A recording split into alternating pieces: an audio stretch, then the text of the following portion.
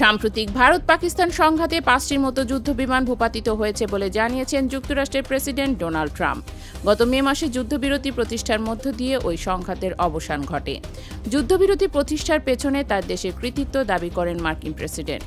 শুক্রবার হোয়াইট হাউসে রিপাবলিকান কংগ্রেস সদস্যদের সঙ্গে নৈশভোজকালে প্রেসিডেন্ট ট্রাম্প যুদ্ধবিমান ভূপাতিত হওয়া নিয়ে ওই তথ্য জানান। ট্রাম্প বলেন, গত এপ্রিল মাসে ভারত নিয়ন্ত্রিত কাশ্মীরে বন্দুকধারীদের হামলার পর শুরু হওয়া ভারত পাকিস্তান সংঘাতে 5টির মতো যুদ্ধবিমান ভূপাতিত হয়েছে। মে মাসে যুদ্ধবিরতি হলে ওই পরিস্থিতি শান্ত হয়।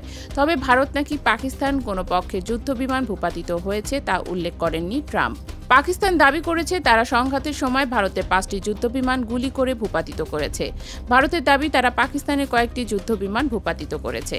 তবে ইসলামাবাদ বিমান ঘাঁটিগুলোতে হামলার কথা জানালেও কোনো বিমান হারানোর কথা অস্বীকার করেছে ভারত।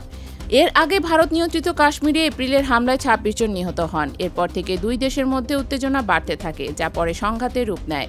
7 মে ভারতীয় যুদ্ধবিমান সীমান্ত পেরিয়ে পাকিস্তানের ভেতরে সন্ত্রাসী স্থাপনা লক্ষ্য করে বোমাবর্ষণ করে। এরপর যুদ্ধবিমান, ক্ষেপণাস্ত্র, ড্রোন ও কামানের মাধ্যমে দুই দেশের মধ্যে পাল্টাপাল্টি হামলা শুরু হয়।